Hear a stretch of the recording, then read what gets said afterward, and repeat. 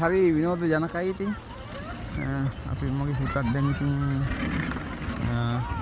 මේ වගේ විනෝද ක්‍රීඩාවල යෙදෙනවා.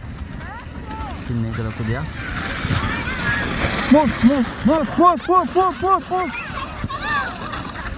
අමාරක් අය යනවා මිනිස්සු ආයි මෙලෝ රහක් නැති අය ඉන්නවනේ එක එක රටවල් වලින් ආව. ඒවා නම් කියන්නත් බෑදී. කොහොමත් නේ ඉතින් විනෝද ජනක ගතියක් තියෙනවා. කටහඬ ටිකක් වෙනස් මොකද සීතලට කටහඬ කට වෙනස් වෙනවා. ඉතින් අන්න විතරට සදර ඇවිල්ලා දැන් මෙතෙන්ට ආවා.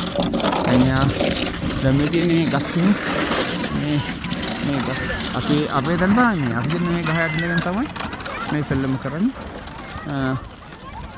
මට ඇත්තටම මේක අනිත් දවස් වලට අද දැන් සුදු පැහැයෙන් බබලනවා. අනිත් කාල වලට මේක තනිකර පුතේ නගින්න එපා ඔක දැම්ම. යයි ඉස්සලා නගින්න එපා. අනිත් කාල වලට මේක කොළ පැහැති. පුතේ නගින්න එපා බහින්න ප්ලීස්. ලෙස්සලා යයි. හැපෙයි ඉන්න තාත්තනක.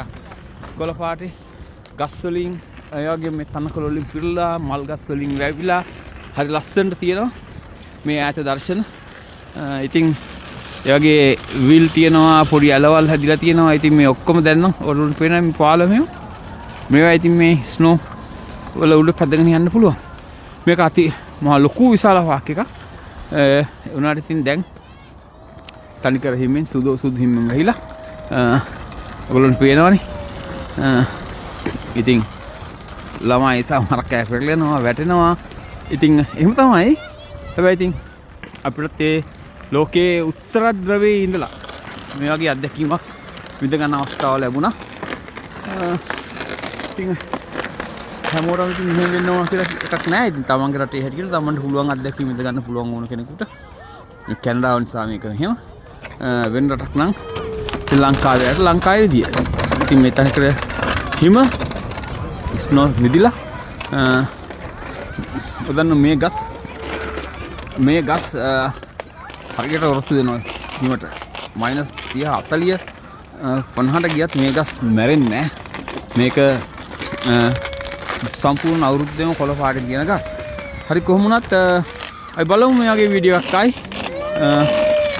මේක හරි ලස්සන අපූර්ව අත්දැකීමක්. එහෙනම් සිල් දිනාටම ජය වේවා. ආයි නැවතත් මේ වගේ පුංචි වීඩියෝ එකකින් හම්බෙමු.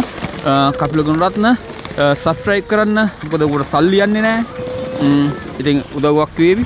වෙන අයත් සබ්ස්ක්‍රයිබ් කරන්න මගේ විත් කපිල YouTube channel එක. ඒ වගේම බෙල් එකෙන් ක්ලික් කරන්න ඒ හිතවත් කමට. එහෙනම් ඔයගොල්ලන්ට ජය වේවා.